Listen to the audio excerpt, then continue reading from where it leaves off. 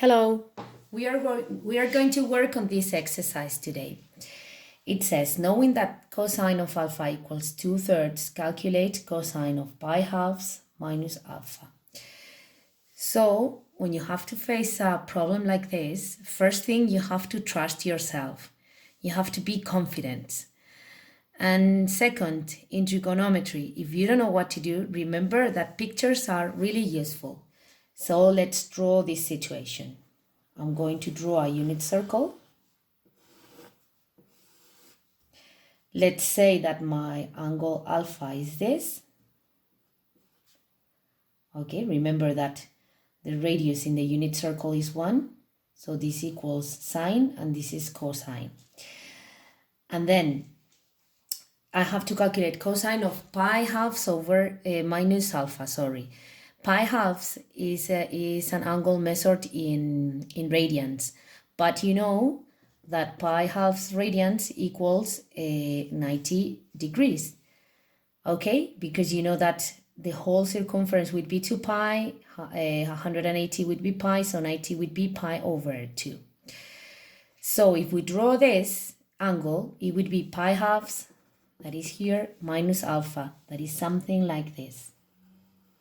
Okay, observe that this triangle is exactly the same than this because the opening of this angle is alpha as well. Okay, and remember that to calculate sine and cosine, okay, we use the coordinates or of the point where my angle intersects the unit circle. So in this case, my sine will be this y coordinates. That is the longest side of the triangle, the longest leg. In this case is cosine, and cosine is the other sine. So I can write that cosine of pi halves minus alpha equals sine of alpha, and we are in the first quadrant all the time, so this is positive, this sign. So what we have to do is calculate sine of this angle, knowing that this is the cosine.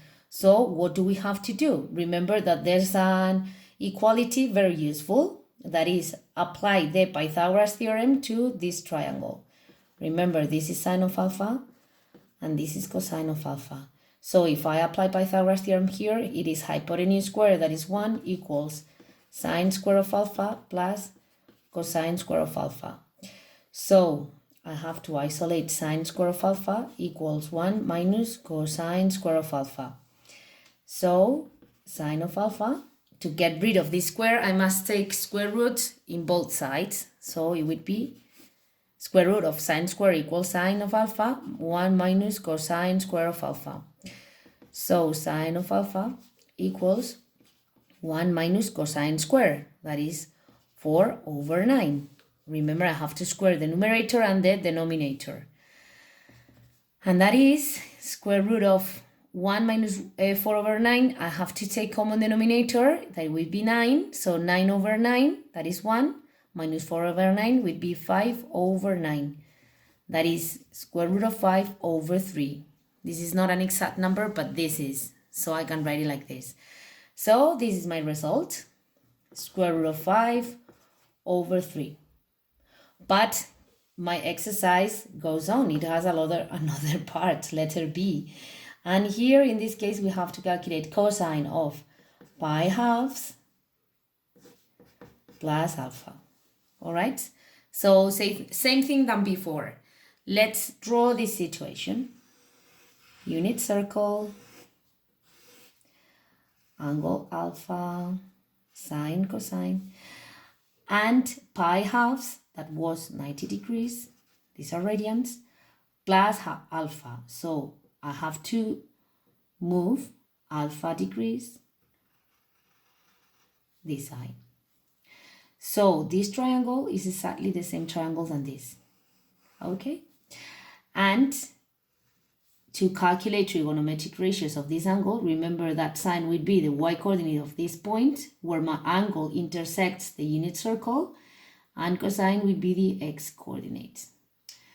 So look, my cosine, now this is my angle, pi halves plus alpha.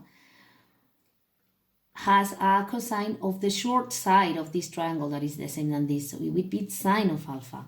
But cosine in the picture goes to the left. So in this case, it is negative.